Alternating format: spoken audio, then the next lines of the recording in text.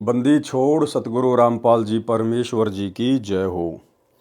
परमपिता परमात्मा सारी सृष्टि के रचनहार कुल मालिक असंख्य ब्रह्मांडों के स्वामी जगत गुरु तीनों लोकों में प्रवेश करके सबका भरण पोषण करने वाले राजाधिराज आत्माधार नाथों के नाथ देवों के देव महादेव सर्वेश्वर महेश्वर मृत्युंजय अजरो अमर आदि अनादि सनातनी प्रभु जगत पिता जगदीश्वर श्री श्री 1008 की उपाधि के वास्तविक अधिकारी अकाल मूर्त सौद स्वरूपी राम वासुदेव सर्वगतम ब्रह्म परम पूज्य प्रथम पूज्य परम संत परम पुरुष परम धनी परम दयालु सत्य कबीर हक्का कबीर अल्लाहु कबीर अल्लाहु अकबर बाखबर अल्लाह ताला जगत के तारणहार जगत के मुक्तिदाता जगत के जगन्नाथ हारे के सहारे हिंदुओं के राम मुसलमानों के अल्लाह सिखों के वाहेगुरु ईसाइयों के मसीह दया के सागर दयानिधि करुणा के सागर करुणानिधि स्वयंभू परिभू संकट मोचन कष्ट हरण मंगल करण दुख भंजन अविगत कबीर निर्विकार निर्विषम परमात्मा अलय अलेख सतगुरु आदि अनादि सतगुरु असली मर्यादा पुरुषोत्तम असली राम असली कृष्ण असली घनश्याम असली मुरारी राजाओं के राजा महाराजाओं के महाराजा शहंशाहों के शहंशाह सम्राटों के सम्राट भगवानों के भगवान अल्लाहों के अल्लाह प्रभुओं के प्रभु मसीहाओं के मसीह सच्चे वाहिगुरु बाबाओं के बाबा पीरों के पीर सेठों के सेठ जगत सेठ सावड़सा सेठ सर्वगुण संपन्न अनंत कोटि कलाओं के स्वामी अनंत कोटि ब्रह्मांडों के नायक योगियों में महायोगी ध्यानियों में महाध्यानी सिद्धों में परम सिद्ध ज्ञानियों में तत्वज्ञानी ब्रह्म ज्ञानी महाज्ञानी परम ज्ञानी सर्वश्रेष्ठ ज्ञानी विज्ञानी युवा कबीर समृत कबीर ऐशमवाद अमित ओजा सच्चे रहनुमा करीम अल्लाह सुभान अल्लाह दुनिया के अंतिम पैगंबर 8 सितंबर 1951 से गांव धनाना जिला सोनीपत हरियाणा भारतवर्ष की पावन भूमि पे प्रकट रियल कल की भगवान श्री नारायण साकार हरि श्री बाबा साहिब शब्द स्वरूपी राम संत श्रोमणी सतगुरु रामपाल जी परमेश्वर जी के चरण कमल में साध संगति से जुड़े हुए देश विदेश से हम सभी सत्सेवक भाई बहनों का अनंत कोटि दंडवत प्रणाम। सत्साई भाई और बहनों, दया पूज्य गुरुदेव भगवान की सारी सृष्टि के मालिक की सतगुरु रामपाल जी परमेश्वर जी की, जिनके शुभ आशीर्वाद से साध संगति से जुड़कर अपनी आत्मा के कल्याणार्थ हेतु गुरुदेव के तत्व ज्ञान को आधार बनाकर आप और हम सभी भगत भाई बहन निरंतर भक्ति मार्ग में आगे की ओर बढ़ रहे हैं। भाई और बहनों, पूज्य गुरुदेव जी के कर कमल से लिखित पवित्र ग्रंथ कबीर सागर के सरलार्थ के ऊपर वीडियो बनाने की श्रृंखला जारी है और आज इस श्रृंखला में हमारा ये 60 नंबर का वीडियो है। प्रत्येक वीडियो में गुरुदेव के आशीर्वाद से हमें बहुत कुछ सीखने और समझने को मिलता है। तो चलिए आज हम आगे बढ़ते हैं। कर्म बंधन तथा छुटकारा, कबीर सागर का सरलार्थ, पेज नंबर 587। ये परमेश्वर ने कुछ वाणियाँ लिखी हुई हैं। अष्ट कर्म विधि जैन बखाना बहुरी मीमांसा कर्म प्रधाना सत्य कबीर कहे पुनि ऐसे सब जीव कर्म फंद में पैसे। ये कुछ वाणियाँ हैं कबीर सागर के सरलार्थ से। नीचे लिखा है भावार्थ। परमेश्वर कबीर जी ने बताया है कि सर्व प्राणी कर्मों के वश जन्मते मरते तथा कर्म करते हैं। कर्मों के बंधन को सतगुरु छुड़ा देते हैं। कौन छुड़ा देता है? सतगुरु, क्योंकि सतगुरु स्वयं परमेश्वर हैं। सार शब्द गुप्त रखने का कहना, यानी धर्मदास जी को परमेश्वर कबीर जी के द्वारा 650 साल पहले सार शब्द को गुप्त रखने की कहना। ये कुछ वाणियाँ हैं उसकी। नीचे उसका सरलार्थ किया हुआ है गुरुदेव ने। भावार्थ। परमेश्वर कबीर जी ने धर्मदास जी से प्रतिज्ञा कराई थी कि सार शब्द को गुप्त रखना है, अपने परिवार को भी नहीं बताना है। यदि यह सार शब्द बाहर चला गया तो बिचली पीढ़ी यानी कलयुग के 5505 वर्ष बीतने पर जो भक्ति युग प्रारंभ होगा वह बिचली पीढ़ी परमेश्वर कबीर जी ने कही है। उस समय के हंस पार नहीं हो पाएंगे, क्योंकि यदि काल द्वारा चलाए गए कबीर जी के नाम से 12 पंथ तथा शतलोक और सत्य पुरुष के नाम पर चल रहे राधा स्वामी पंथ आगरा ब्यास दिनोद जिला भिवानी में तथा धन धन सतगुरु पंथ सच्चा सौदा सिरसा तथा जगमाल वाली जिला सिरसा तथा मथुरा में जय गुरुदेव पंथ, ये सब राधा स्वामी पंथ से निकले पंथ हैं और सब शतलोक तथा सत्य पुरुष की चर्चा करते हैं। इनके संतों को सत्यनाम तथा सार शब्द का पता चल गया तो ये भी यही मंत्र दीक्षा में दिया करेंगे। ये अधिकारी होंगे नहीं, जिस कारण से सतनाम तथा सार शब्द उनसे प्राप्त करके जाप करने से लाभ नहीं होगा। उस समय सन 1997 तक ये पंथ चरम पर होंगे, करोड़ों अनुयायी बन चुके होंगे। जब हम जाएंगे या अपना निजी दास भेजेंगे। देखो भाई और बहनों, परमात्मा उसको कहते हैं जो संशय वाली बात ना करे। परमेश्वर उसको कहते हैं, कबीर भगवान उसको कहते हैं जो दोगली बात ना करे।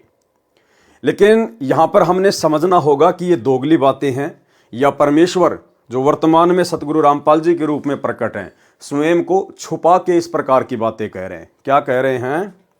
जब हम जाएंगे या अपना निजी दास भेजेंगे। क्या परमात्मा को पता नहीं होता पहले कि आगे मुझे जाना है या मेरे दास को भेजना है? वे तो अंतर्यामी होते हैं, उन्हें तो सब पता होता है कि मुझे जाना है या किसी दास को भेजना है। तो यहां पर पूज्य गुरुदेव जी जो कि स्वयं वर्तमान में कबीर भगवान है, और ये अपने आप को छुपाते हुए इस प्रकार की बातें यहां पर कह रहे हैं, जबकि आज स्वयं कबीर परमात्मा ही सतगुरु रामपाल जी के रूप में धरती पर प्रकट है। जब हम जाएंगे या अपना निजी दास भेजेंगे तो नाम तो वे ही देने हैं, उनके बिना मोक्ष नहीं हो सकता। सब मानव भ्रमित हो जाएंगे कि दीक्षा मंत्र तो एक जैसे हैं, वे पंथ पुराने हैं क्योंकि वे काल द्वारा पहले चलाए जाएंगे। अनुयायियों की संख्या भी अत्यधिक है, इसलिए उन्हीं से दीक्षा लेनी चाहिए। इस प्रकार सार शब्द का भेद अन्य को लगने से मेरे मिशन यानी योजना का नाश हो जाएगा, तुझे महापाप लगेगा। फिर बताया है कि हे धर्मदास, आपने जन्म जन्मांतर में भक्ति की थी, जिस कारण से यह सार शब्द तुझे दिया है। कलयुग की बिचली पीढ़ी को पहले गायत्री 5 नाम मंत्र को 7 नाम का बताकर दिया जाएगा, उसकी साधना कराई जाएगी, सत्य नाम की दीक्षा दी जाएगी, उसकी साधना कराई जाएगी। इस प्रकार भक्ति युक्त करके सार शब्द देकर अनगणित जीवों को उस समय जब कलयुग 5505 वर्ष बीत जाएगा और एक यथार्थ पंथ चलाएंगे, उस समय पार करेंगे। जो तेरे परिवार की बिंद पीढ़ी चूड़ामणि को 5 नाम गायत्री मंत्र के दिए हैं, यदि इन नामों का जाप मर्यादा में रहकर करते रहेंगे तो तेरी संतान तथा जो इनसे दीक्षा लेकर इन 5 नामों का जाप करते रहेंगे तो उनको मनुष्य, स्त्री या पुरुष का जन्म प्राप्त होता रहेगा। फिर वे उस समय जब कलयुग 5505 वर्ष बीत जाएगा यानी सन 1997 के पश्चात तेरी पीढ़ी वाले भी उसी पंथ से दीक्षित होकर कल्याण को प्राप्त हो जाएंगे। तेरा वंश 42 पीढ़ी तक अवश्य चलेगा, परंतु तेरी छठी गद्दी यानी पीढ़ी वाले को काल द्वारा चलाए टकसारी पंथ वाला भ्रमित करेगा, जिस कारण से वह छठी पीढ़ी वाला तेरा बिंद वाला यथार्थ भक्ति त्याग कर टकसारी वाला पान परवाना प्रारंभ करेगा। आरती चौका भी वही प्रारंभ करेगा। जब हम यथार्थ पंथ चलाएंगे, देखो आ गए ना, जब हम यथार्थ पंथ चलाएंगे, ये नहीं कहा कि मेरा दास यथार्थ पंथ चलाएगा। जब हम यथार्थ पंथ चलाएंगे उस समय तेरे वंश वाले उस पंथ से दीक्षा लेकर कल्याण कराएंगे। उस समय सारा विश्व ही मेरी यथार्थ भक्ति उस मेरे अंश से दीक्षा लेकर करेगा। यहां परमेश्वर अपने आप को छुपा देते हैं गुरुदेव भगवान। तब तेरे बिंद वाले भी दीक्षा लेकर मुक्ति प्राप्त करेंगे। इसलिए इस सार शब्द मुक्ति शब्द को तथा मूल ज्ञान तत्व ज्ञान को उस समय तक छुपा कर रखना है। ये मेरी लाख दुहाई अर्थात निवेदन है। यही प्रमाण कबीर सागर में कबीर वाणी अध्याय के पेज 136 137 पर भी है, जिसमें 12 पंथों का वाणी में प्रमाण है। पढ़ें वह प्रकरण इसी पुस्तक में कबीर वाणी अध्याय के सारांश में पृष्ठ 337 पर। यानी कबीर परमेश्वर जी ने धर्मदास जी को बताया कि धर्मदास, मैंने तेरे को 42 पीढ़ी यानी तेरा वंश चलेगा 42 पीढ़ी तक, 42 पीढ़ी तक तेरे वंश में भक्ति चलेगी। ये आदेश नहीं दिया था परमात्मा ने, यह आशीर्वाद नहीं दिया था। केवल 42 पीढ़ी तक तेरा वंश चलेगा, और जब तेरी छठी पीढ़ी वाला आएगा उस समय काल मेरे समानांतर जो 12 पंथ चलाएगा, उनमें जो टकसारी पंथ वाला है, नकली कबीर पंथ वाला, वो तेरी छठी पीढ़ी वाले को भ्रमित कर देगा। और आज वर्तमान में पूरा का पूरा कबीर पंथ भ्रमित है छठी पीढ़ी के बाद में। तो धर्मदास को चिंता होगी, फिर मेरे वंशज पार कैसे होंगे? आपने ना तो इनको सार नाम दिया, ना सार शब्द दिया, ना सतनाम दिया। तो परमात्मा ने कहा कि देख, मैंने चूड़ामणि को जो 5 मंत्र दे दिए ना, गायत्री मंत्र दे दिया जो प्रथम मंत्र, अगर तेरे वंश वाले, तेरी पीढ़ी वाले और तेरी पीढ़ी वालों से नाम उपदेश लेकर जो जो व्यक्ति स्त्री या पुरुष इन मंत्रों का जाप करता रहेगा मर्यादा में रह के, उनको मनुष्य जन्म प्राप्त होते रहेंगे उस बिचली पीढ़ी के समय तक। 1997 वाले समय तक। और उस समय भाई हम स्वयं जाएंगे, एक नया पंथ चलाएंगे, और उस समय उन सभी आत्माओं को मैं फिर से अपनी शरण में लूंगा। और यदि वे मेरे से उपदेश लेकर आजीवन भक्ति करेंगे तो तेरी पीढ़ी वाले भी पार होंगे, अन्यथा नहीं हो पाएंगे। जीव धर्म बोध पेज 31, 1939 से 41, 1949 तक सामान्य ज्ञान है। पृष्ठ 35, 1943 पर लिखा है कि साखी तीर्थ गए एक फल, संत मिले फल चार, सतगुरु मिले अनेक फल, कहे कबीर विचार। भावार्थ, तीर्थ पर जाने का एक फल यह है कि कोई पूर्ण संत मिल जाता है, जिस कारण से उस भ्रमित आत्मा को सच्चा मार्ग मिल जाता है। संत गरीबदास जी ने भी कहा है कि गरीब मेले ठेले जाइए, मेले बड़ा मिलाप, पत्थर पानी पूजते कोई साधु संत मिल जाते। भावार्थ, संत गरीबदास जी ने कहा है कि तीर्थों पर जो भक्तों के मेले लगते हैं वहां जाते रहना, हो सकता है कभी कोई संत मिल जाए। लेकिन भाइयों और बहनों, यदि आपको पूर्ण संत मिल गया है, जैसे वर्तमान में धरती पर पूर्ण संत केवल सतगुरु रामपाल जी हैं, जब आपको उस पूर्ण संत की शरण मिल गई है, उसके बाद ये वाणी हमारे ऊपर लागू नहीं है। उस पूर्ण संत से उपदेश लेने के बाद में हमने फिर मेले ठेले में, तीर्थों पर यहां बिल्कुल धक्के नहीं खाने हैं।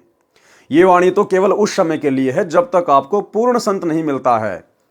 तब तक आप तीर्थों पे जाते रहिए, मेले में जाते रहिए, धार्मिक जगहों पर जाते रहिए। क्या पता आपको कोई पूर्ण संत मिल जाए और आपको अपने संपर्क में ले ले, आपको अपनी शरण में ले ले।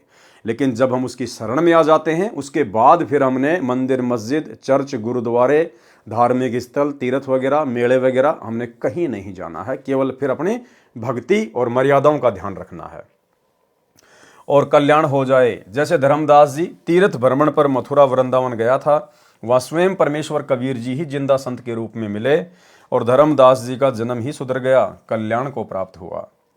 संत मिले फल चार का भावार्थ है कि संत के दर्शन से परमात्मा की याद आती है। कबीरा दर्शन साधु का, मुख पर बसे सुहाग, और दर्शन उन्हीं को होते हैं जिनके पूर्ण भाग। तो सबसे पहला फल तो क्या है कि पूर्ण संत के दर्शन मात्र से भी हमारे असंख्य पाप कर्म नष्ट होते हैं। संत मिले फल चार का भावार्थ है कि संत के दर्शन से परमात्मा की याद आती है। ये ध्यान यज्ञ है। संत से ज्ञान चर्चा करने से ज्ञान यज्ञ का फल मिलता है। ये दूसरा फल है। तीसरा फल, जब संत घर पर आएगा तो भोजन की सेवा का फल मिलेगा। तथा चौथा फल, यदि संत नशा नहीं करता है तो उसको रुपया या कपड़ा वस्त्र दान अवश्य देता है। इस प्रकार संत मिले फल चार, जब सतगुरु मिल गए तो सर्व मिल गए, मोक्ष भी मिल गया। कबीर सागर में ज्ञान का अज्ञान बनाने का प्रमाण जीव धर्म बोध पेज 37, 1945 पर लिखी वाणी में है। कबीर खड़े बाजार में गलकटों के पास, जो कोई करे सो भरेंगे, तुम क्यों भये उदास। वास्तविक वाणी इस प्रकार है, कबीरा तेरी झोपड़ी गलकटियन के पास, जो करेंगे सो भरेंगे, तू क्यों भया उदास। जीव धर्म बोध पृष्ठ 38, 1946 पर, काल कराल आप ही जानी, ब्रह्मा विष्णु महेश भवानी। संत गरीबदास जी ने भी कहा है कि तीनों देवा काल हैं, ब्रह्मा विष्णु महेश, भूले चुके समझियो सबका हूं आशीष। गरीब ब्रह्मा विष्णु महेश्वर माया और धर्मराया कहिए, इन पांचों मिल प्रपंच बनाया, वाणी हमरे लइए। कबीर परमेश्वर जी ने जीव धर्म बोध पेज 40, 1948 पर कहा है कि सब ही संत श्रुति कहें बखानी, नर स्वरूप नारायण जानी। लिखो भेद वेद वेदांता पुराना, जबूर तोरेत इंजिल कुराना। सब ही मिल करते निर्धारा, नर प्रभु निज स्वरूप संवारा। निश्चय नर नारायण देही, ऋषि मुनि प्रभु को निराकार कहे ही। वेद पढ़े पर भेद न जाने, बाँचे पुराण 18।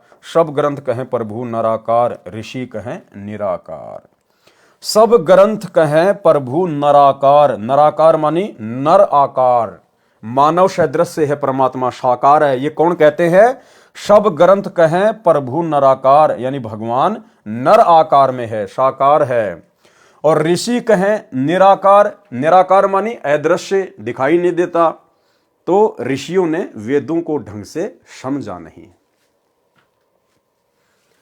जीव धर्म बोध पृष्ठ 41, 1949 पर वाणी, उत्तम धर्म जो कोई लखी पाए, आप कहे औरन बताए। ताते सत्य पुरुष ही हर से, कृपया वाकी तापर बरसे। यानी सबसे पहले तो आदमी स्त्री या पुरुष जब उसको सत्य मार्ग मिल जाए और वो पहचान कर ले पूर्ण संत की, उसके बाद यदि वो दूसरों को समझाता है तो उससे जो परमात्मा होता है प्रसन्न होता है। जो कोई भूले राह बतावे, परम पुरुष की भक्ति में लावे, ऐसो पुण्य तास को वर्णा, एक मनुष्य प्रभु शरणा करना। कोटि गाय जिन गहे कसाई, ताते सूरा लेत लड़ाई, एक जीव लगे जो परमेश्वर रहा, लाने वाला गहे पुण्य अथा। भावार्थ, परमेश्वर कबीर जी ने कहा है कि एक मानव, स्त्री या पुरुष उत्तम धर्म यानी शास्त्र अनुकूल धर्म क्रम में पूर्ण संत की शरण में आता है, औरों को भी राह यानी मार्ग बताता है, उसको परमेश्वर हृदय से प्रसन्न होकर प्यार करता है। जो कोई एक जीव को परमात्मा की शरण में लगाता है तो उसको बहुत पुण्य होता है। एक गाय को कसाई से छुड़वाने का पुण्य एक यज्ञ के तुल्य होता है। करोड़ गायों को छुड़वाने जितना पुण्य होता है, उतना पुण्य एक जीव को काल से हटाकर पूर्ण परमात्मा की शरण में लगाने का मध्यस्थ को होता है।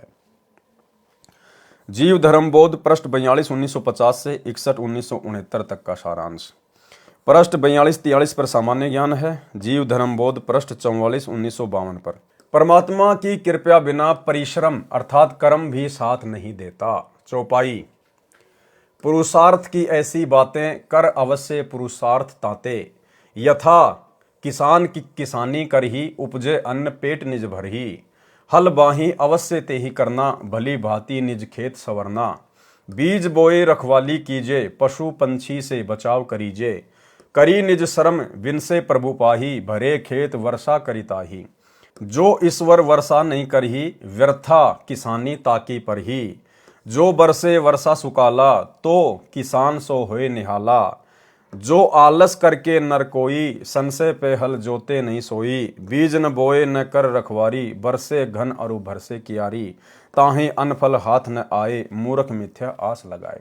यानी गुरुदेव भगवान हमें समझाना चाहते हैं कि परमात्मा की विशेष कृपा, रजा और मेहर के बिना भगत की भक्ति भी सफल नहीं हो सकती है। एक छोटे से सत्संग में गुरुदेव भगवान ने बताया कि पुण्यात्माओं, आप इस भूल में ना रह जाना कि आप केवल अकेले अपनी भक्ति के बलबूते पे पार हो जाओगे। ये भक्ति करने वाले लाखों लाखों साल जिनकी उम्र थी, दिन में सैकड़ों मालाएं फेरा करते थे, पता नहीं कितने चले गए ऐसे, आज वो गधे की योनि में घूम रहे हैं। भगत कभी भी अकेले भक्ति के बलबूते पर पार नहीं हो सकता, मोक्ष प्राप्त नहीं करवा सकता। सतगुरु की मेहर विशेष चाहिएगी, विशेष मेहर। इन बातां के पाइए कर सतगुरु नजर निहाल, और राजी कर सतगुरु रूठे नू। एक छोटा सा सत्संग गुरुदेव भगवान का। पुणात्माओं, आप केवल भक्ति से पार नहीं हो सकते, ये भूल मत करना। कहते इन बातां क्या पाइए कर सतगुरु नजर निहाल, के गुरु जी की कृपा, गुरु जी का क्या कृपा पात्र बना रहना पड़ेगा आपको। अगर आप जी ने कितनी भक्ति करते रहना और गुरु जी त्याग दिए तो कभी सतलोक नहीं जा सकते, इतनी बात बना लेना। और पृथ्वी पर कोई संत नहीं है आज के दिन इस दास के अतिरिक्त। अभिमान नहीं, ये सच समझना। पृथ्वी ने 21 ब्रह्मांड में कोई नहीं है। तो भाई और बहनों, इसी प्रकार गुरुदेव ने यहाँ पर किसान का उदाहरण दिया है कि किसान ने मेहनत बहुत करी, खेत को संवारा, बीज भी डाल दिया और पशु पक्षियों से उसकी रक्षा भी कर रहा है। और यदि परमात्मा ने वर्षा नहीं करी, क्योंकि पहले के समय में जो खेती बाड़ी थी वो वर्षा पे निर्भर होती थी, पहले ट्यूबवेल वगैरह लाइट थी नहीं, तो ट्यूबवेल वगैरह होती नहीं थी, तो वर्षा के ऊपर ही खेती बाड़ी निर्भर होती थी। तो मान लीजिए किसान ने अपना पूरा काम कर लिया, लेकिन वर्षा अगर परमात्मा ने नहीं की तो उसकी सारी फसल बर्बाद। ठीक इसी प्रकार भगत बहुत भक्ति कर रहा है, अच्छी बात है, मर्यादा भी निभा रहा है, लेकिन परमात्मा की विशेष मेहर बिना उसकी भक्ति सफल नहीं हो सकती। और परमात्मा भगत पर मेहर कब बरसाएगा, किस भगत पर बरसाएगा, वो भी गुरुदेव ने एक सत्संग में बताया, छोटा सा सत्संग। कहते हैं तुम्हारा जो कल्याण कैसे होगा कि सतगुरु जो तत्वदर्शी संत है उसको नजर निहाल कर के इतना उनके अनुसार उनके मर्यादा में चल के वो तेरे ऊपर गदगद हो जाए। वो संत के मेरी प्यारी आत्मा परमात्मा को पाने के रास्ते पर बिल्कुल सही चल रही है। तो अंदर से जो एक हिलोर आती है संत के अंदर से, जिस भक्त की, जिस बहन भाई की क्रियाओं से जो प्रसन्न हो जाता है कि ये सही मर्यादा में चला, तो वो जो एक रजा आती है उसके बाद फिर एक उसके प्रति एक कसक जाती है कि बहुत अच्छी। और परमात्मा अपने बच्चे पर मेहर रखना, ऐसे ही चले। तो वो एक आशीर्वाद आपको एक्स्ट्रा मिलता है जिसको ग्रेस मार्क कहते हैं। तो यहां कहते हैं इन बातों के पाइए कर सतगुरु नजर निहाल। मान ले तनी वो ज्ञान भी हो गया कैसे ऐसे होता तो, और सतगुरु नजर निहाल हुआ नहीं, तुझे सार नाम फिर सार शब्द मिला नहीं तो अभी बात बिगड़ेगी। इसलिए ये कल्याण कहती है, ये बातें कहने सुन की ना है, कर पाड़ने की है। तो भाई और बहनों, आप और हमें समझ में आ गया होगा, यदि हमने सतगुरु की मेहर प्राप्त करनी है तो हमने सतगुरु के प्रत्येक वचन पर और आधीन भाव से चलना पड़ेगा। परमात्मा आधीन विनम्र भगत से प्रसन्न होता है, और जिस भगत में विनम्रता नहीं है, वो चाहे कितना ही बड़ा भगत है, कितनी भक्ति करता है, कितना दान पुण्य करता है, परमात्मा उस पर अपनी मेहर नहीं बख्शेगा। आपने पिछली वीडियो में देखा, गुरुदेव ने बताया कि हज़रत सुलेमान जो कि मुसलमान धर्म में एक पैगंबर हुए हैं, उन्होंने कहा है कि अगर राई जितना भी अभिमान जीव में रह गया तो वो बहिश्त यानी स्वर्ग में नहीं जा सकता। तो हमने तो सतलोक जाना है, स्वर्ग से करोड़ों शंखों कोष आगे ऊपर। तो भाई और बहनों, भला हम कैसे पार हो जाएंगे, हम कैसे सतलोक चले जाएंगे अगर हमारे अंदर अभिमान शेष रह गया तो गुरुदेव भगवान उसी आत्मा पे अपनी मेहर बख्शेंगे, रजा बख्शेंगे जो भक्ति भी करेगा, मर्यादा में भी रहेगा, भगत के सारे गुण भी अपने ऊपर धारण करेगा और विशेष आधीनी भाव में रहेगा। भावार्थ, परमेश्वर कबीर जी ने बताया है कि यदि कोई भक्ति करता है और उसके ऊपर परमेश्वर कृपा नहीं करता है तो उसकी साधना व्यर्थ हो जाती है। कहने का तात्पर्य है कि भक्ति करता है और मन में अभिमान भी रखता है तो उस पर परमेश्वर की कृपा अर्थात वर्षा नहीं होती, जिस कारण से उसकी भक्ति नष्ट हो जाती है। उदाहरण, जैसे पूर्व समय में खेती यानी कृषि पूर्ण रूप से वर्षा पर निर्भर थी, इसलिए कहा है कि जैसे किसान खेत में बीज बोता है, परिश्रम करता है, यदि परमेश्वर समय पर वर्षा ना करे तो उसकी फसल व्यर्थ हो जाती है। भले किसान फसल बीजने के लिए हल चलाता है, बीज बोता है, पशु पक्षी से भी रक्षा करता है, बहुत परिश्रम करता है, वर्षा ना होने से उसका सर्व परिश्रम अर्थात कर्म व्यर्थ हो जाता है। ठीक इसी प्रकार भगत भक्ति भी करता है, नियम भी निभा रहा है, अगर गुरु कृपया नहीं करेगा, विशेष मेहर नहीं बख्शेगा, अपना विशेष वो आशीर्वाद नहीं देगा तो उसकी भक्ति सफल नहीं हो सकती। कर्म न यारी देत है भस्मा गिर भस्मंत, कर्म व्यर्थ है तास का जो रीझे नहीं भगवंत। जो खेत में बीज नहीं बोता है फिर वर्षा हो जाती है, यदि वह मूर्ख फसल पाने की आशा लगाता है तो भी व्यर्थ है। भावार्थ है कि भक्ति कर्म भी करे और परमेश्वर का कृपा पात्र भी बना रहे तो जीव को लाभ मिलता है। जीव धर्मबोध पेज 46 1954 पर मनुष्य को नित्य कर्म वर्णन चौपाई। भोर ही उठ नित्य कर्म करीजे, करी तन शुद्ध भजन चित दीजे। प्रभु प्रति विनय बचनते मांगे, महादीन है ताके आगे। मोर मनोरथ कर प्रभु पूरा, दीन बंधु कीजिए दुख दूरा। सर्व समय तू ही जग करता, तेरो हुक्म सर्व पर बरता। मोर उद्धार करो प्रभु सोई, विघ्न बिहाय कृपया तो होई। गुरु अचारज को निज टेरे, सदा सहायक अपनो हेरे। बार बार करो प्रभु प्रति विनती, यद्यपि सो न करे कछु न गिनती। अब देखो भाई और बहनों, एक बहुत ही अच्छा पॉइंट है अब आगे, और आप भाई बहनों को अब विश्वास होगा कि हाँ, कैसे परमपिता परमेश्वर सतगुरु रामपाल जी भगवान साध संगति के माध्यम से हम सत्सेवक भाई बहनों के ऊपर विशेष मेहर बख्शे हुए हैं। और जो बातें आप और हम भाई बहनों को आज पढ़ने और सुनने को मिल रही हैं, परमेश्वर आप और हमारे से साध संगति के माध्यम से उसी प्रकार से नित्य कर्म करवा रहे हैं, नित्य कर्म। अब आगे जो बातें गुरुदेव ने लिखी है, इस अनुसार सुबह उठते ही सतलोक आश्रम मैनेजमेंट हरियाणा से जुड़े हुए वर्तमान 2024 तक कोई भी भाई बहन ये क्रिया नहीं करता है, उनको पता ही नहीं है। तो परमेश्वर ने साध संगत वालों पर यह मेहर बख्शी है।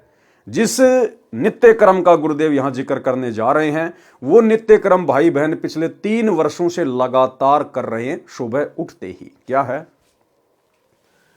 कबहू के दाया प्रभु की होई, दुख दरिद्र सब डारे खोई। लाभ अलाभ एक समगनिये, सदा काल प्रभु गुनगुन बनिए।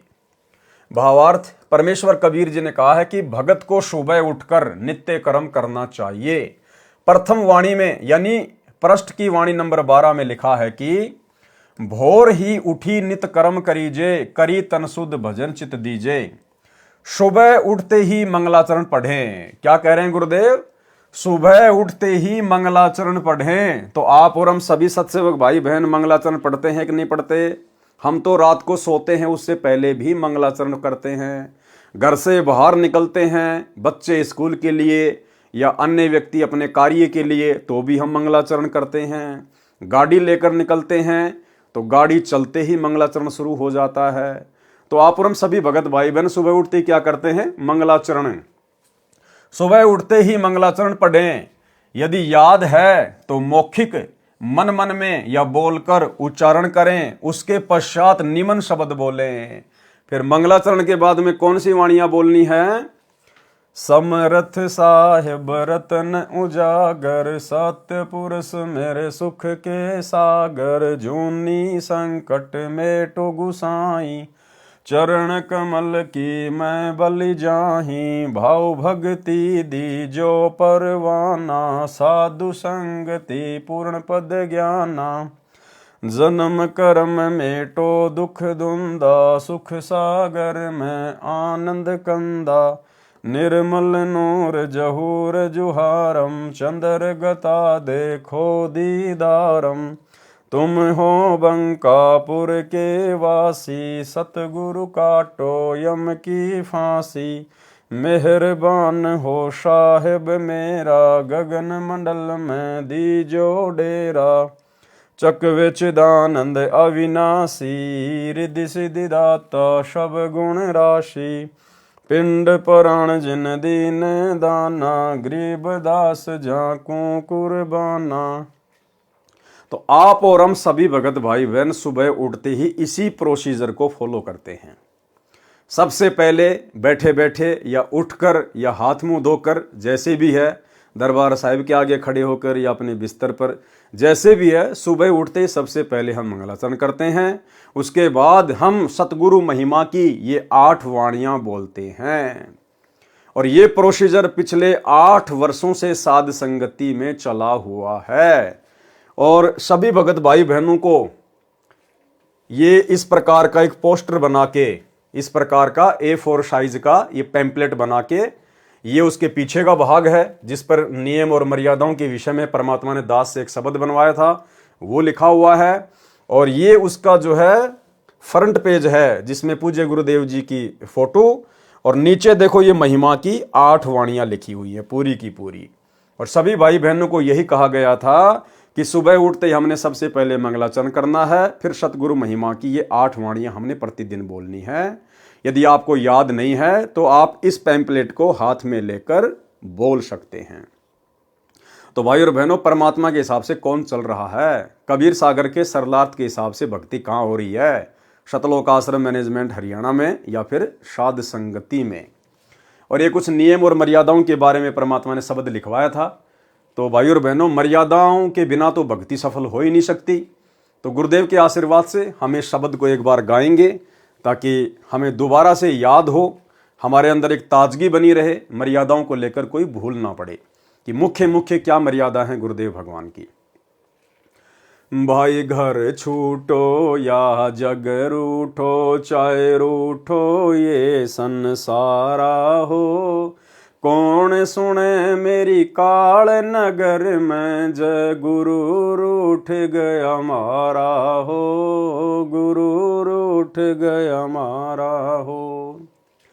भाई मांस मदिरा सुल्फा गांजा, ना गुटका बीड़ी पीना हो, मांस मदिरा सुल्फा गांजा, ना गुटका बीड़ी पीना हो, महापाप इसको छूने का, ये प्रथम वचन निभाना हो, प्रथम वचन निभाना हो। घर छूटो या जग रूठो, चाहे रूठो ये संसारा हो। कौन सुने मेरी काल नगर में, जय गुरु रूठ गया मारा हो, गुरु रूठ गया मारा हो।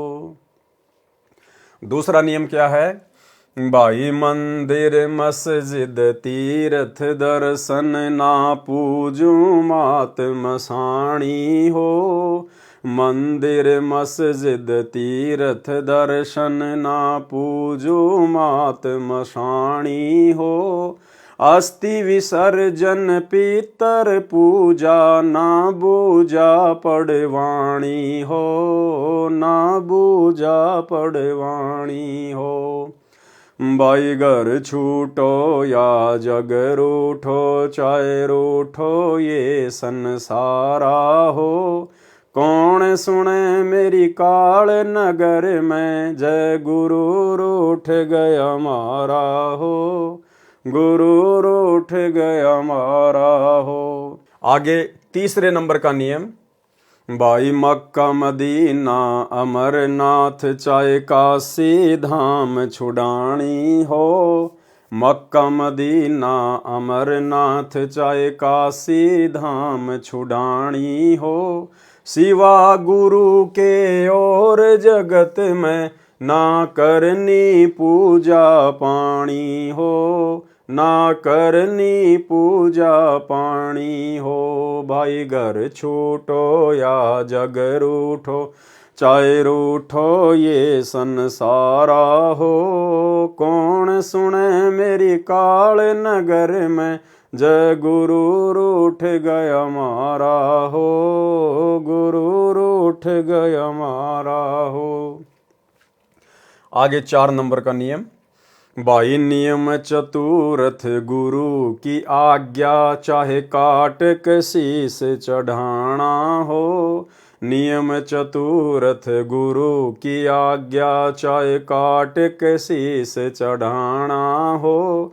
दान धर्म चाहे यज्ञ हवन हो, सतगुरु से आज्ञा पाना हो, सतगुरु से आज्ञा पाना हो। भाई घर छूटो या जग रूठो, चाहे रूठो ये संसारा हो। कौन सुने मेरी काल नगर में, जय गुरु रूठ गया मारा हो, गुरु रूठ गया मारा हो। 5वें नंबर का नियम, भाई झूठा खाना ना कुछ पीना चाहे हो अमृत का दाना हो। झूठा खाना ना कुछ पीना चाहे हो अमृत का दाना हो। दुनिया से ती करे दोस्ती, काठ का फंद लगाना हो, काठ का फंद लगाना हो। भाई घर छूटो या जग रूठो, चाहे रूठो ये संसारा हो। कौन सुने मेरी काल नगर में, जय गुरु रूठ गया मारा हो, गुरु रूठ गया मारा हो। आगे 6 नंबर का नियम, भाई 6 मासी बरसो दी सरादा ना कोई पिंड भराना हो। 6 मासी बरसो दी सरादा ना कोई पिंड भराना हो। ना पंडित कोई कर्म कांड हो, इस जगत को है समझाना हो, इस जगत को है समझाना हो। भाई घर छूटो या जग रूठो, चाहे रूठो ये संसारा हो। कौन सुने मेरी काल नगर में, जय गुरु रूठ गया मारा हो, गुरु रूठ गया मारा हो। 7 नंबर का नियम, भाई देवी धाम पे पशु की गर्दन ना बाल वहाँ कटवाना हो। देवी धाम पर पशु की गर्दन ना बाल वहाँ कटवाना हो। जैसा दर्द अपने को होवे ऐसा जान बिराना हो, ऐसा जान बिराना हो। भाई घर छूटो या जग रूठो, चाहे रूठो ये संसारा हो। कौन सुने मेरी काल नगर में, जय गुरु रूठ गया मारा हो, गुरु रूठ गया मारा हो। 8 नंबर का नियम, भाई सूतक पातक भात न छूछक, ना कोई नाचण गाना हो। सूतक पातक भात न छूछक, ना कोई नाचण गाना हो। रहन सहन तेरा साधारण, और जग से रह बिराना हो, जग से रह बिराना हो। भाई घर छूटो या जग रूठो, चाहे रूठो ये संसारा हो। कौन सुने मेरी काल नगर में, जय गुरु रूठ गया मारा हो, गुरु रूठ गया मारा हो। 9 नंबर नियम, भाई ताश खेलना फिल्म देखना, रिश्वत जहर समाना हो। ताश खेलना फिल्म देखना, रिश्वत जहर समाना हो। होली दिवाली ना कोई पूजा, सतगुरु का वचन निभाना हो, सतगुरु का वचन निभाना हो। भाई घर छूटो या जग रूठो, चाहे रूठो ये संसारा हो। कौन सुने मेरी काल नगर में, जय गुरु रूठ गया मारा हो, गुरु रूठ गया मारा हो। 10 नंबर नियम, भाई मात बहन सबकी एक जैसी, ना अपनी नियत डिगाना हो। मात बहन सबकी एक जैसी, ना अपनी नियत डिगाना हो। ना लेना ना देना किसी को, इस दहेज का नाम मिटाना हो, इस दहेज का नाम मिटाना हो। भाई घर छूटो या जग रूठो, चाहे रूठो ये संसारा हो। कौन सुने मेरी काल नगर में, जय गुरु रूठ गया मारा हो, गुरु रूठ गया मारा हो। 11 नंबर नियम, भाई गुरु की पूजा गुरु की सेवा, ना कोई गुरु समाना हो। गुरु की पूजा गुरु की सेवा, ना कोई गुरु समाना हो। प्रथम इनको दंडवत करना, बाकी सब प्रणामा हो, बाकी सब प्रणामा हो। भाई घर छूटो या जग रूठो, चाहे रूठो ये संसारा हो। कौन सुने मेरी काल नगर में, जय गुरु रूठ गया मारा हो, गुरु रूठ गया मारा हो। 12 नंबर, भाई वाणी साखी सब संतों की, देती ये परमाणा हो। वाणी साखी सब संतों की, देती ये परमाणा हो। सत्य पुरुष सतलोक से चल कर, परगट गाँव धनाना हो, परगट गाँव धनाना हो। भाई घर छूटो या जग रूठो, चाहे रूठो ये संसारा हो। कौन सुने मेरी काल नगर में, जय गुरु रूठ गया मारा हो, गुरु रूठ गया मारा हो। तो भाई और बहनों, इस विधि से आज वर्तमान में अपनी दैनिक जो नित्य क्रिया हैं गुरुदेव भगवान के आशीर्वाद से केवल साध संगति से जुड़े हुए सत्सेवक भाई बहन ही कर रहे हैं। सतगुरु साहिब संत सब दंडोतम प्रणाम, आगे पीछे मध्य हुए तिनको जा कुर्बान। इस प्रकार प्रति सुबह मंगलाचरण तथा उपरोक्त शब्द पढ़ें, फिर प्रथम मंत्र का 1 या 2 या इससे अधिक बार समय अनुसार जाप करें। उसके बाद सुबह उठते ही आपकी इच्छा है, आप चाहे प्रथम मंत्र का जाप करें, सतनाम मिला है तो चाहे सतनाम का जाप करें, चाहे 1 करें, 2 करें, 10 करें, पूरी माला करें, ये आप भक्तों के ऊपर निर्भर करता है। देखो यहां परमात्मा ने सबसे पहले क्या कहा है, फिर प्रथम मंत्र का 1, 2 या इससे अधिक बार समय अनुसार जाप करें। क्योंकि भाई और बहनों, सतगुरु की जो पूजा है वास्तव में मंत्रों में वो प्रथम मंत्र में है। देखो जिन भाई बहनों को सतनाम मिला हुआ है तो सतनाम के जो 2 मंत्र हैं वो सतगुरु के नहीं हैं। एक तो काल का है और एक महाकाल का है, यानी एक ब्रह्म का और एक अक्षर पुरुष का है। प्रथम मंत्र हमें जो दिया जाता है उसमें सबसे पहला और सबसे लास्ट वाला मंत्र हमारे गुरुदेव भगवान का है। ये परमात्मा की पूजा का मंत्र है और बाकी बीच के जो 5 मंत्र हैं वो इन देवी देवताओं के हैं। इसलिए गुरुदेव ने यहां सबसे पहले यही कहा कि प्रथम मंत्र का 1 या 2 जैसा भी है आप जाप करें। तो भक्ति नियम अनुसार आपको चाहे सतनाम मिला है चाहे सारनाम मिला है, हमें सुबह उठते ही सबसे पहले मंगलाचरण, फिर महिमा की 8 वाणियां और उसके बाद 1, 2, 5, 10 जितने भी आप कर सको प्रथम मंत्र यानी परमात्मा की पूजा से हम मंत्रों का जाप करना शुरू करें। इस प्रकार प्रति सुबह मंगलाचरण तथा उपरोक्त शब्द पढ़ें, फिर प्रथम मंत्र का 1, 2 या इससे अधिक बार समय अनुसार जाप करें। 108 बार जाप को एक माला कहा जाता है। फिर सुबह का पाठ भक्ति बोध वाला करें।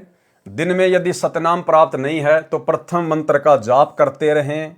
दोपहर 12 बजे के पश्चात दिन में असुर निकंदन रमेणी करें। सुबह का नित्य नियम रात्रि के 12 बजे के बाद सुविधा अनुसार दिन के 12 बजे तक कर सकते हैं। मंत्र जाप कभी भी कर सकते हैं। वैसे नित्य नियम यानी सुबह के नित्य कर्म सूर्योदय के 1 घंटा पहले या बाद में किया जाता है। यदि आगे पीछे भी करना पड़े तो समान लाभ ही मिलता है। ये सारी बातें शंका समाधान पुस्तक के अंदर परमात्मा ने बहुत विस्तार से लिखवाई हुई हैं।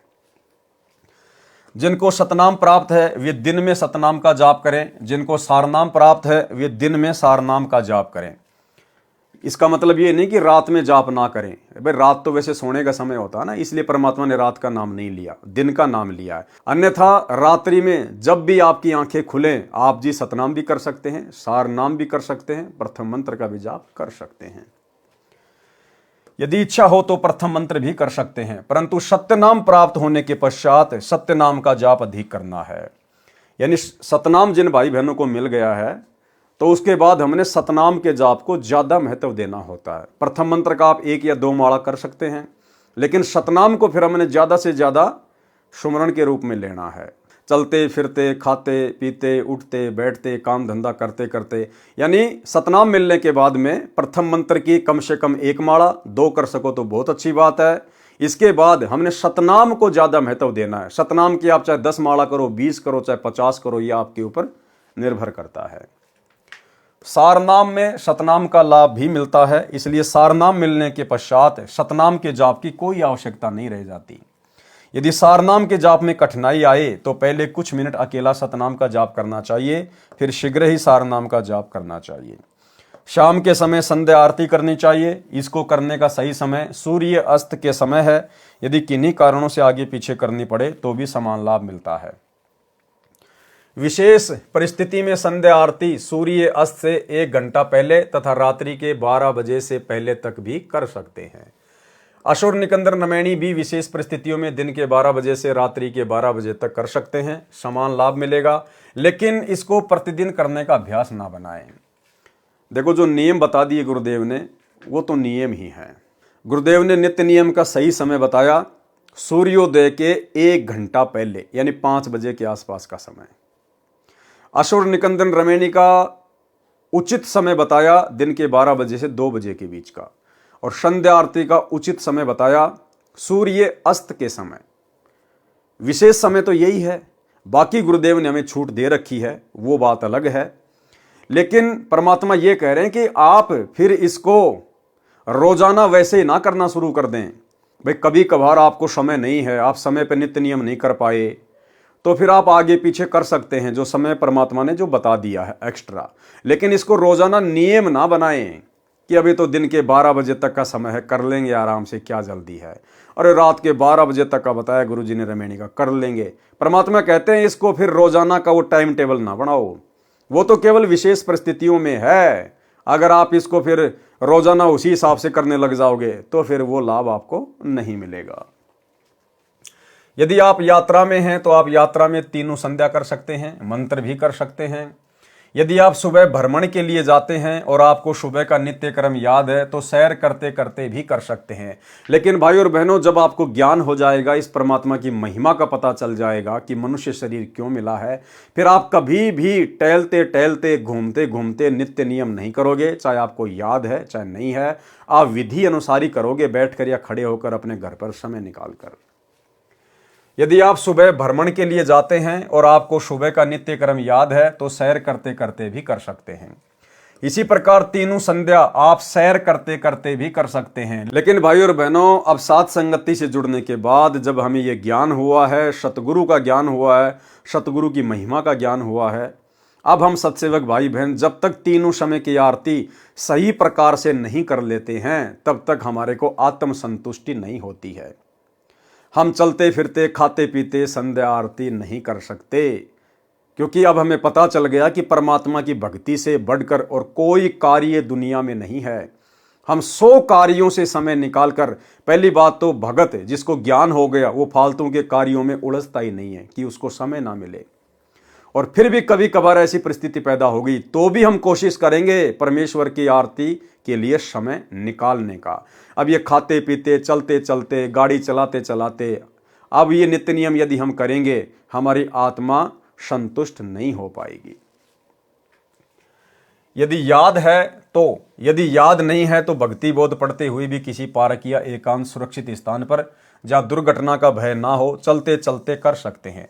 यदि आप घर पर हैं तो बैठकर करें। बैठकर करने का मतलब है शांति से, आराम से। ये विधान है नित्य कर्म का। विशेष सुबह उठते ही आप सभी मंत्र तथा नित्य नियम बिना स्नान किए भी कर सकते हैं। यानी सुबह उठते ही नित्य नियम और कोई भी मंत्र जाप आप बिना नहाए धोए भी कर सकते हैं। लेकिन भाई और बहनों, अब साथ संगति से जुड़ने के बाद हमें शुद्धता और स्वच्छता का भी पता चल गया है कि जो भाई बहन रजोगुण से दूर नहीं हैं और जिन्होंने रात्रि में शारीरिक मिलन किया है या शारीरिक मिलन ना किया है और यदि पास पास में लेटे हैं, सोए हैं, तो उन भाई बहनों को सुबह स्नान करना ही चाहिए। और जो भाई बहन रजोगुण से दूर हैं या जिनकी रमेणी अभी तक नहीं हुई है, वे भाई बहन चाहें तो हाथ मुंह धोकर भी सुबह का नित्य नियम कर सकते हैं। सुबह उठते ही आप सर्व मंत्र तथा नित्य नियम बिना स्नान किए भी कर सकते हैं। यदि स्नान करके करना चाहें तो नित्य नियम यानी वाणी पाठ स्नान करके कर सकते हैं। अन्य मंत्र कभी भी बिना स्नान किए, बिना मुख धोए भी कर सकते हैं। हाँ, जो मंत्रों का जाप है वो आप जी बिना नहाए भी कर सकते हैं। चाहे आपने शारीरिक संबंध बनाए हैं नहीं बनाए हैं, आप रजोगुण में हैं या नहीं हैं, मंत्र आप कभी भी किसी भी समय जब आपको याद आ जाए तुरंत आप करना शुरू कर सकते हैं। रात्रि में जब भी नींद से जागें तुरंत किसी भी मंत्र का जाप लेटे लेटे, बैठकर, चलते फिरते कर सकते हैं। यदि आप रोगग्रस्त हैं तो तीनों संध्या भी लेटे लेटे कर सकते हैं। स्वस्थ होने पर बैठकर करना चाहिए। मजदूर तथा किसान सुबह स्नान नहीं कर सकते क्योंकि उनको कुछ देर बाद मिट्टी धूल में कार्य करना होता है। वे शाम को ही स्नान करते हैं। उनको चाहिए कि वे अपना नित्य भक्ति करने वाली साधना बिना स्नान के भी करें, समान लाभ होगा। कबीर जी ने कहा है, नहाए धोए क्या होए जो मन का मैल न जाए, मीन सदा जल में रहे धोए बास न जाए। शरीर की स्वच्छता के लिए स्नान करना अनिवार्य है, सो आप समय लगने पर स्नान करें। भगतजन मंत्रों का जाप नित्य अवश्य करें। किन्हीं परिस्थितियों में तीनों समय की संध्या स्तुति न हो पाए तो कोई बात नहीं, परंतु मंत्रों के जाप को कभी ना छोड़े। परमात्मा कह रहे हैं अगर कोई विशेष परिस्थिति पैदा हो गई कि आप जी नित्य नियम नहीं कर पाए या रमणी नहीं कर पाए, संध्या आरती नहीं कर पाए, तो मन में ऐसा विशेष कोई मलाल पैदा नहीं करना चाहिए। आपको विशेष कोई डरने की आवश्यकता नहीं है। कभी कभार यदि आप तीनों समय की आरती ना कर पाओ तो, परंतु मंत्र आपको अवश्य करने हैं। मंत्र नहीं छोड़ दें, चाहे कैसी परिस्थिति हो। हम जिन परिस्थितियों में हैं वहां भी हम मंत्र तो जाप कर ही सकते हैं। मंत्र जाप करने के लिए कोई भक्ति बोध लेने की जरूरत नहीं है। हम कहीं भी आ रहे हैं, जा रहे हैं, कुछ भी कर रहे हैं तो मंत्र अपना हम कर सकते हैं। तो मंत्र जाप हमने नहीं छोड़ने चाहिए। इस प्रकार अपना जीव धर्म समझकर भक्ति कर्म करके जीवन धन्य बनाएं। प्रश्न 47 1957 से 51 1959 तक सामान्य ज्ञान है, जो पहले कई अध्यायों में वर्णन किया जा चुका है। जीव धर्म बोध पेज 52 1960 पर गुरु के लक्षण का वर्णन है। पूर्ण गुरु के लक्षण। कह कबीर सो संत है आवागमन नशाय, कबीर गुरु मानुष कर जानते, कर चरणा अमृत को पान, ते नर नरक में जाएंगे जन्म जन्म हो समान। कबीरा ते नर अंध हैं जो गुरु को कहते, और हरि के रूठे ठोर है गुरु रूठे नहीं ठोर। कबीर गुरु बड़े हैं गोविंद से, मन में देख विचार, हरि सुमरे सो वार हैं गुरु सुमरे होय पार। कबीर गुरु से ज्ञान जो लीजिए, शीश दीजिए दान, के तिग बोंदू बह गए राखी जीव अभिमान।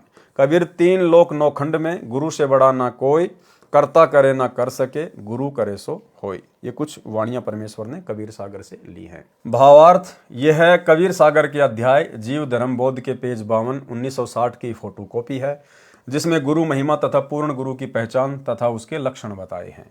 परमेश्वर कबीर जी ने कहा है कि गुरु को परमात्मा के तुल्य मानकर अपनी भक्ति करें। परमात्मा के तुल्य मानकर, भाई परमात्मा के तुल्य तो केवल परमात्मा को ही माना जा सकता है। इसका मतलब इस कबीर परमेश्वर के सत भक्ति मार्ग में गुरु स्वयं ही कबीर परमात्मा होता है। दूसरे शब्दों में कहें तो गुरु तो परमात्मा से भी बड़े हैं। जैसे हैंडपंप से जल मिलता है, इसी प्रकार गुरु से परमात्मा मिलता है। इस प्रकार गुरु तो परमात्मा से प्रथम सेवा करने योग्य है। पूर्ण गुरु की पहचान बताई है। गुरु के लक्षण 4 बखाना। प्रथम वेद शास्त्र को ज्ञाना, दूजे हरि भक्ति मन कर्म वचन बानी, तृतीय सम दृष्टि कर जानी, चौथे वेद विधि सब कर्मा, ये 4 गुरु गुण जानो मर्मा। भावार्थ पूर्ण संत सर्व वेद शास्त्रों का ज्ञाता होता है। दूसरे वह मन कर्म वचन से यानी सच्ची श्रद्धा से केवल एक परमात्मा समर्थ की भक्ति स्वयं करता है तथा अपने अनुयायियों से भी करवाता है। तीसरे वह सब अनुयायियों से समान व्यवहार यानी बर्ताव करता है। चौथे उसके द्वारा बताया गया भक्ति कर्म वेदों में वर्णित विधि के अनुसार होता है। ये 4 लक्षण गुरु में होते हैं। जो इन गुणों से युक्त नहीं है उसको पूर्ण गुरु नहीं कहा जाता। गुरु के प्रति शिष्य का व्यवहार, ये कुछ वाणियां हैं जो परमेश्वर ने ऐड की हैं कबीर सागर से। यहाँ इनका भावार्थ दिया है। ये कबीर सागर के अध्याय जीव धर्म बोध के पृष्ठ 54 1962 की फोटोकॉपी है। इसकी वाणी पढ़ने से ही स्पष्ट हो जाती है। पृष्ठ 53 से 69 तक सामान्य ज्ञान है जो पूर्व के अध्याय में वर्णित है। जीव धर्म बोध के पृष्ठ 70 1978 से 88 1996 तक सामान्य ज्ञान है जो बार बार पहले के अध्याय में वर्णन किया जा चुका है, जिसमें भिन्न भिन्न प्रकार की हठयोग साधनाओं का ज्ञान है जो शास्त्र विधि त्याग कर साधक करते हैं, जिनसे मोक्ष नहीं होता। अन्य सिद्धियां प्राप्त हो जाती हैं जिनके कारण संसार में प्रसिद्धि को प्राप्त हो जाता है, परंतु मोक्ष से वंचित रहकर पशु योनि को प्राप्त होता है। जीव धर्म बोध पेज 88 1996 पर बताया है कि सहज समाधि लगाएं और पूरे गुरु से सत्य साधना मंत्र प्राप्त करके मोक्ष प्राप्त करें। जीव धर्म बोध पेज 89 से 90 तक सामान्य ज्ञान है जो पहले के अध्यायों में बताया जा चुका है। जीव धर्म बोध पेज 91 1999 से 96 2004 पर इन प्रश्नों पर बनावटी वाणी है, कुछ कुछ ठीक है। सामान्य ज्ञान है जो पूर्व के अध्यायों में कई बार वर्णन हो चुका है। पृष्ठ 93 2001 पर वाणी, वेद विधि से जो कोई ध्यावै अमर लोक में बासा पावै, शवसम वेद सब वेदन का सारा, ता विधि बजय उतरे पारा। जीव धर्म बोध पेज 97 2005 पर वाणी, कबीर जे चंडाल में सद्गुण होई, विकार कर्म करे ना कोई, ताको निश्चय ब्राह्मण जानो, सत्संग में जो जन आनो, सत्संग सब एक जाति, लिखा भागवत में यही भांति। पृष्ठ 98 2006 पर वाणी, ब्रह्मा विष्णु शिव गुण तीन कहाया, शक्ति और निरंजन राया, इनकी पूजा चले जगमाही, परम पुरुष कोई जानत नाही। जीव धर्म बोध पेज 99, 2007 से 104, 2012 तक कुछ ज्ञान पहले बताया है, कुछ वाणी बनावटी हैं। जीव धर्म बोध पेज 105, 2013 पर कुछ विशेष ज्ञान है। परशुराम को किसने मारा? वाणी, परशुराम तब द्विज कुल होई, परम शत्रु छत्रीन का सोई, छत्री मार निछत्री कीने, सब कर्म करे कमीने, ताके गुण ब्राह्मण गावें, विष्णु अवतार बता सरावें, हनीवर दीप का राजा जोई, हनुमान का नाना सोई, छत्री चक्रवर्त नाम पदधारा, परशुराम को ताने मारा, परशुराम का शब गुण गावे, ताका नाश नहीं बतावे। भावार्थ, ब्राह्मणों ने बहुत सा मिथ्या प्रचार किया है, सच्चाई को छुपाया और झूठ को फैलाया है। जैसे परशुराम ब्राह्मण था, एक समय ब्राह्मणों और क्षत्रियों की लड़ाई हुई तो ब्राह्मण क्षत्रियों से हार गए। उसका बदला परशुराम ने लिया, लाखों क्षत्रियों को मार डाला। यहां तक प्रचार किया, परंतु ये नहीं बताया कि परशुराम को किसने मारा। परशुराम को हनुमान जी के नाना चक्रवर्त ने मारा था, जो हनीवर द्वीप का राजा था। जो भक्ति शक्ति युक्त आत्माएं होती हैं, वे ही अवतार रूप में जन्म लेती हैं। मृत्यु के उपरांत वे पुनः स्वर्ग स्थान पर चली जाती हैं। स्वर्ग के साथ पितरलोक भी है, उसमें निवास करती हैं। वहां से जब चाहे नीचे पृथ्वी पर सहशरीर प्रकट हो जाते हैं। जैसे सुखदेव ऋषि शरीर छोड़कर स्वर्ग चला गया था, द्वापर युग में राजा परीक्षित को भागवत कथा सुनाने के लिए विमान में बैठकर आया था, इसी प्रकार परशुराम जी का द्वापर युग में आना हुआ था, जब भीष्म के साथ युद्ध हुआ था, जो मध्यस्थता करके बंद करा दिया गया था। जीव धर्म बोध पेज 106, 2014।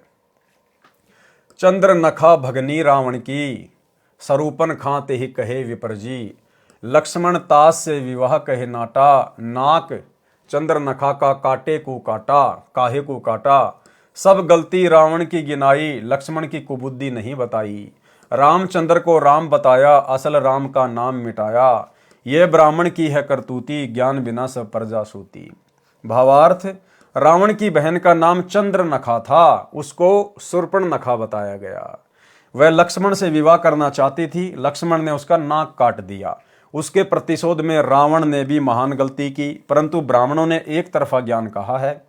कुछ लक्ष्मण की मूर्खता का भी वर्णन करना चाहिए था। रामचंद्र को राम यानी सृष्टि का कर्ता बताया, जो वास्तव में करता है उसका नाम और निशान मिटा दिया। ये सब ब्राह्मणों की करामात है। पृष्ठ 107 से 113 तक सामान्य तथा व्यर्थ ज्ञान है, जो मिलावटी है। जीव धर्म बोध पेज 114, 2022 पर कुछ ठीक कुछ गलत, आप स्वयं पढ़कर निर्णय करें। ये फिर आगे पेज है कबीर सागर का, यहाँ परमात्मा ने इन वाणियों का भावार्थ किया है। ये फोटोकॉपी कबीर सागर के अध्याय जीव धर्म बोध के पेज 114, 2022 की है। इस पृष्ठ की वाणी पढ़ने से पता चलेगा कि कुछ गलत कुछ ठीक ज्ञान है।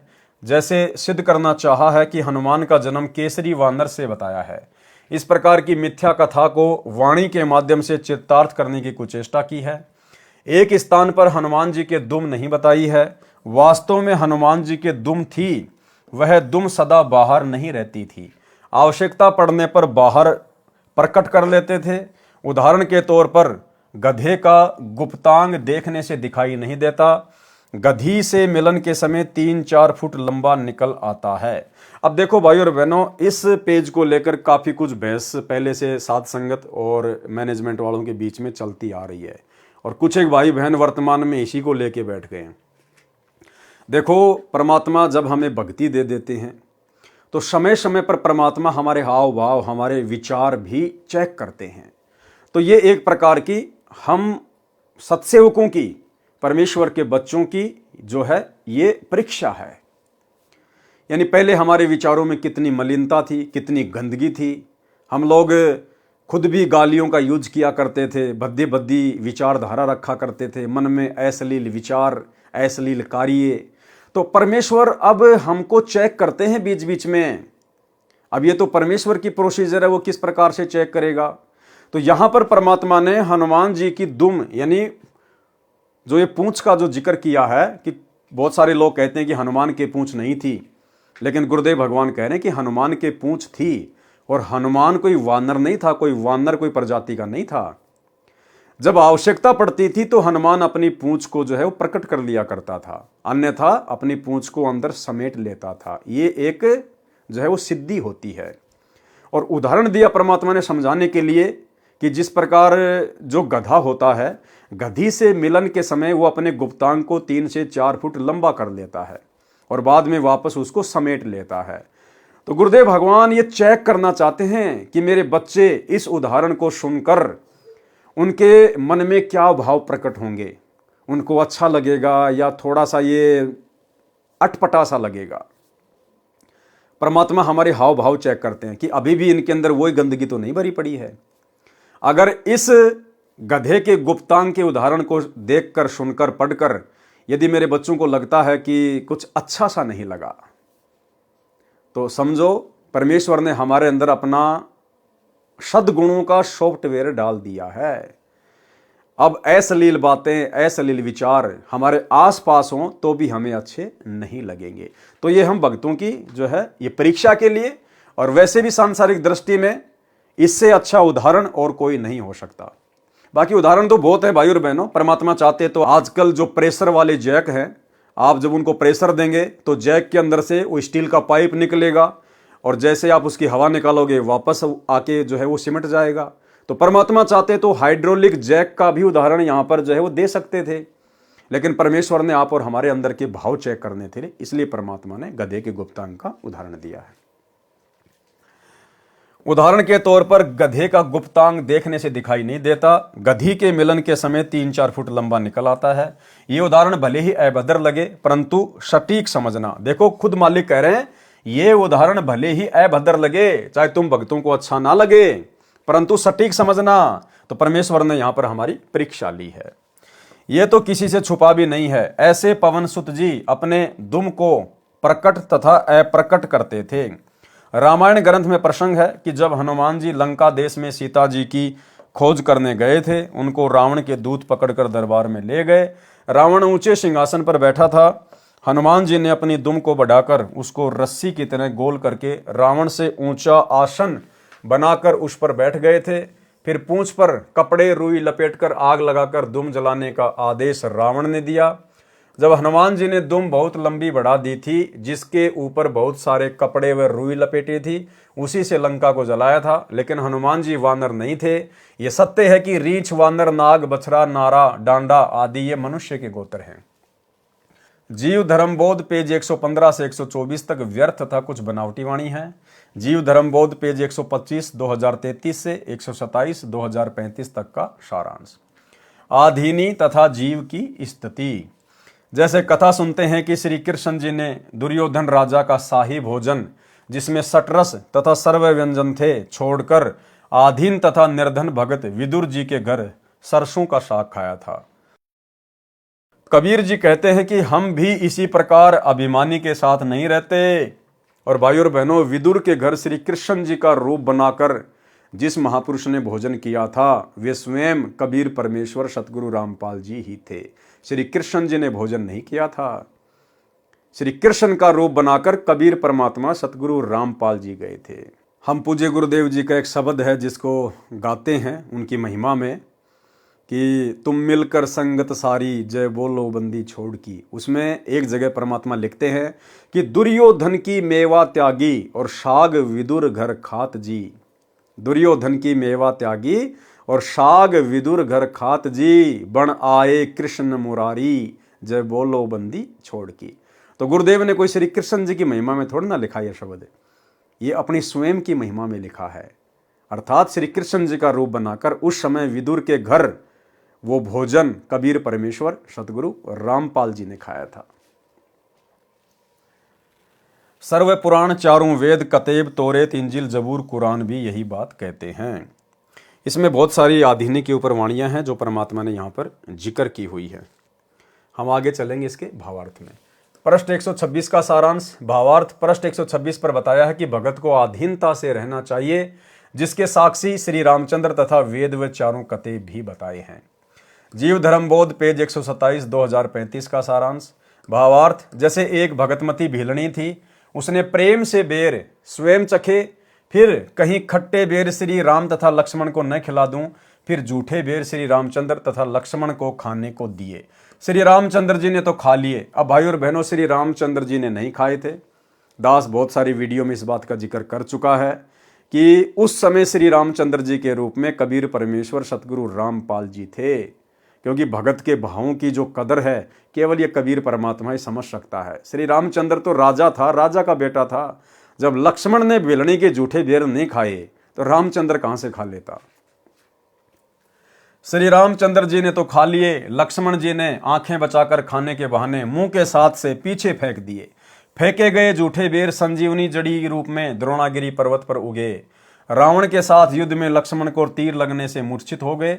उन्हीं जूठे बेरों से बनी संजीवनी से लक्ष्मण को जीवन मिला। यानी लक्ष्मण ने जो भिलनी थी वो एक भगत थी, वो सच्ची भावना से बेरों को जूठा कर रही थी, प्रेम में, कि कहीं जूठे बेर मेरे भगवान के मुंह में ना चले जाए और मैं दोषी ना बन जाऊं। लेकिन लक्ष्मण इस बात को नहीं समझ पाया और लक्ष्मण ने वो जूठे बेर खाए नहीं, यूं खाने का बहाना करके पीछे फेंकता रहा कि भिलनी को लगेगा मैंने खा लिए, और नाक चढ़ाता रहा।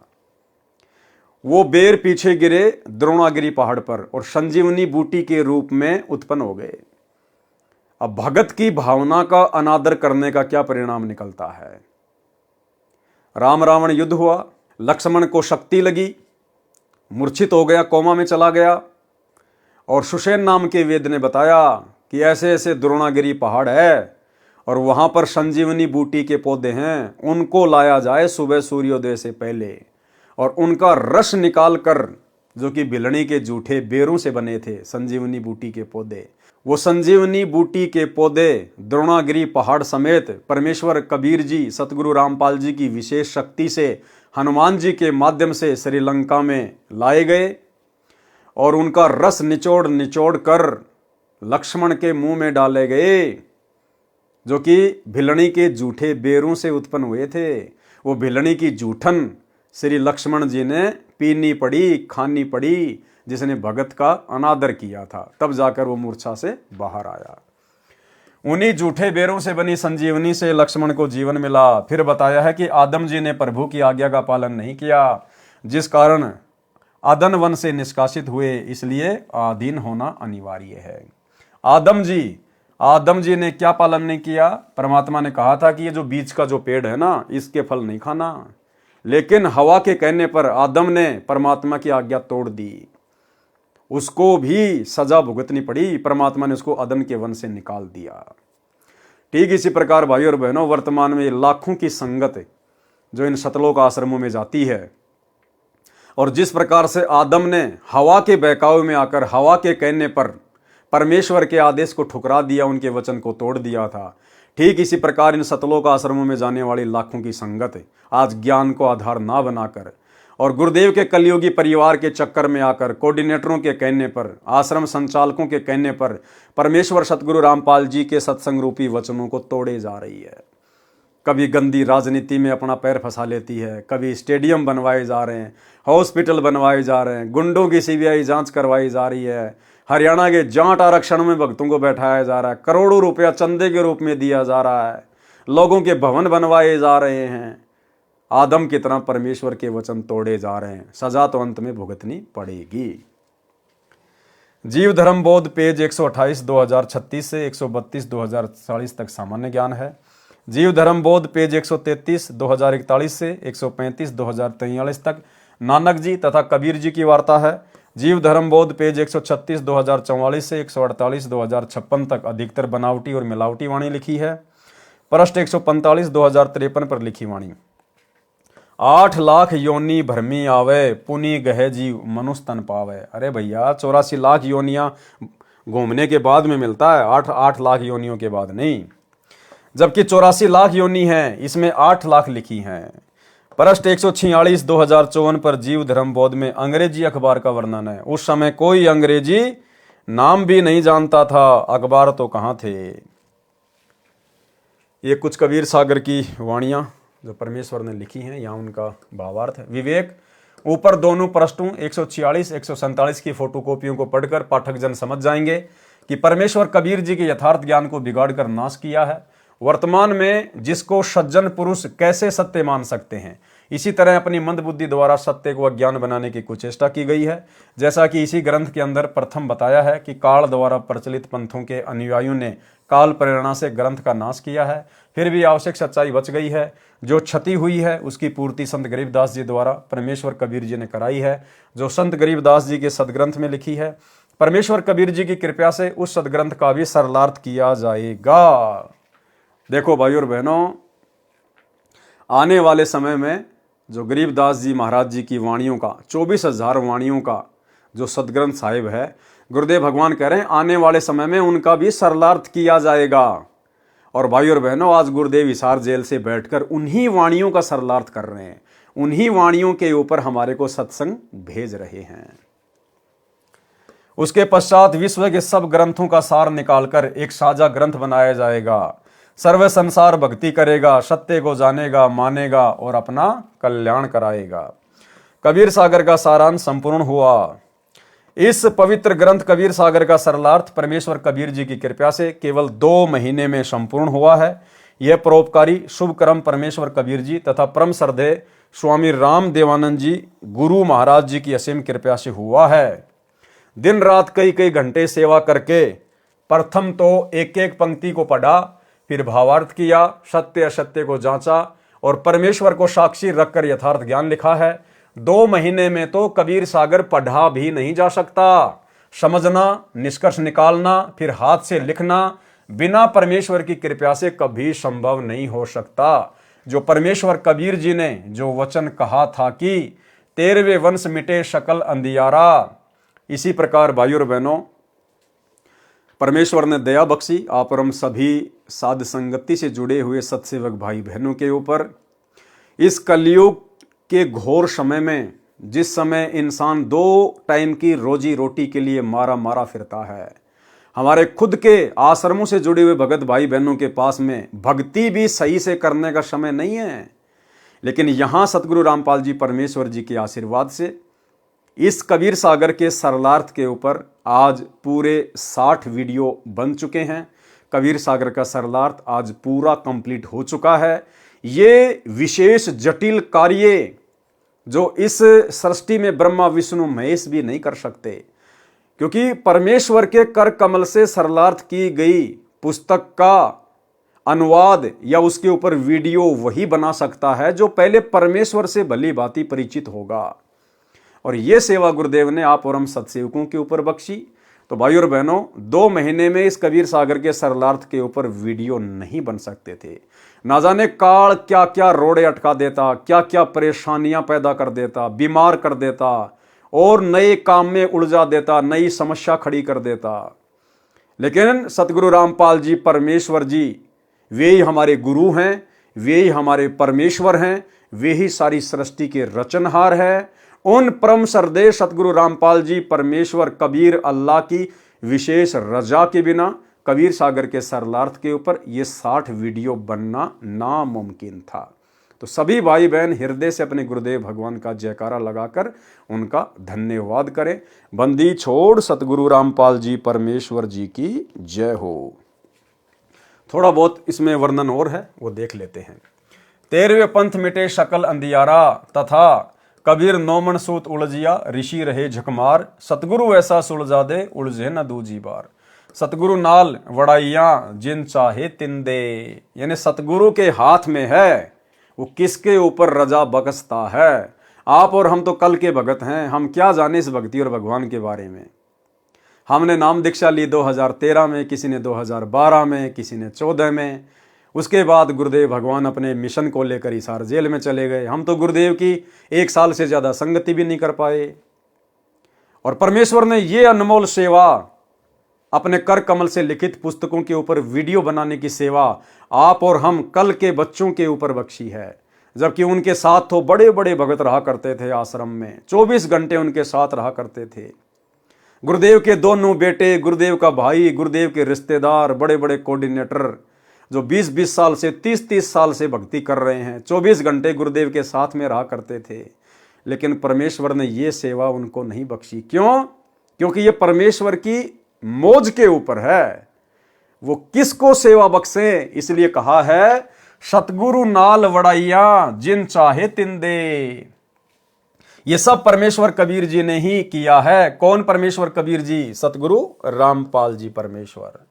महिमा मुझदास रामपाल दास को दी है। यहां तो छुपा रहे हैं गुरुदेव भगवान अपने आप को। गरीब समझा है तो सिर धर पांव, बहुर नहीं रे ऐसा दाव। ये संसार समझदा नहीं, कहंदा शाम दोपहरे नू। गरीब दास ये वक्त जात है रो गे इस पैरे नू। यानी पहचान जाओ अपने कबीर भगवान को, अपने गुरुदेव परमात्मा को, और परमेश्वर मान के इनके साथ व्यवहार करो, नहीं तो बाद में रोने धोने के अलावा कुछ भी हाथ नहीं लगेगा। भावार्थ, हे मानव, यदि इस अमृत ज्ञान को समझ लिया है तो विलंब न कर, तुरंत दीक्षा ले। इतना शीघ्र दीक्षा ले जैसे आपत्ति के समय में मानव अत्यधिक गति से दौड़ता है। जैसे रेलगाड़ी चलने वाली है, आप 100 फुट दूर हैं तो उसे पकड़ने के लिए पूर्ण गति से दौड़कर पहुंचते हैं। इसी को कहते हैं कि वह सिर पर पांव धरकर दौड़ा तब रेलगाड़ी में चढ़ पाया। इसी प्रकार इसी को कहते हैं कि वह सिर पर पांव रखकर दौड़ा तब रेलगाड़ी में चढ़ पाया। इसी प्रकार दीक्षा लेने के लिए शीघ्रता करें, फिर इसी गति से भक्ति साधना करें। अन्यथा ये मानव जीवन का पहर यानी निर्धारित समय निकल गया तो फिर हाथ नहीं आएगा। कुत्ता बनकर गली में ऊपर को मुंह करके रोया करेगा। सत साहेब सतगुरुदेव भगवान की जय। बंदी छोड़ कबीर परमेश्वर, सतगुरु रामपाल जी की दया। तो भाई और बहनों, दया परमपिता परमेश्वर, सारी सृष्टि के रचनहार सतगुरु रामपाल जी परमेश्वर जी की, जिनके विशेष आशीर्वाद से, जिनकी विशेष नज़र से, रहमो करम से, कृपा दृष्टि से कबीर सागर के सरलार्थ का ये जटिल कार्य पूरा हुआ। 60 वीडियो में परमेश्वर ने पूरे कबीर सागर के सरलार्थ को समेट के रखवा दिया है। ये सतगुरु रामपाल जी परमेश्वर जी की विशेष रजा, विशेष मेहर के बिना संभव नहीं हो सकता था। आप और हम भगत भाई बहन कभी सोच भी नहीं सकते थे। तो गुरुदेव का बारंबार हम जो है तय दिल से उनके चरण कमल में कोटि कोटि दंडवत धन्यवाद करें और परमेश्वर से अर्ज करें, विनती करें कि परमेश्वर, जिस प्रकार आप जी ने कबीर सागर के सरलार्थ के ऊपर वीडियो बनाए हैं, आप परमेश्वर हमें योग्य बनाएं। ये परमेश्वर, यदि आप उचित समझें तो परमेश्वर एक रोटी का टुकड़ा आप अपने कुत्तों को और फेंकिए और आपके कर कमल से एक और पवित्र ग्रंथ मुक्ति बोध, परमेश्वर उसके ऊपर भी हम वीडियो बनाना शुरू करें और आपकी महिमा करना शुरू करें। उसके अंदर जो गूढ़ रहस्य हैं उनको देखकर, सुनकर, समझकर भक्ति मार्ग पर हम अपने अंदर दृढ़ता पैदा करें। परमेश्वर, आप जी से केवल हमारी यही विनती है। बाकी परमेश्वर की अपनी मौज, किसके ऊपर दया बख्शें, किसके ऊपर ना बख्शें, ये गुरुदेव का अपना फैसला होता है। जीव केवल प्रार्थना कर सकता है। तो भाई और बहनों, आज के वीडियो में केवल इतना ही। आगे इसमें सृष्टि रचना लिखी हुई है, तो परमेश्वर जी से प्रार्थना करेंगे, विनती करेंगे। मालिक यदि उचित समझेंगे तो सृष्टि रचना पर भी वीडियो बनाएंगे। अन्यथा अगला कौन सा ग्रंथ होगा जिसके ऊपर परमात्मा वीडियो बनाने की दया बख्शेंगे, लाइव आकर आपको सूचना दे दी जाएगी। बंदी छोड़ सतगुरु रामपाल जी परमेश्वर जी की जय हो।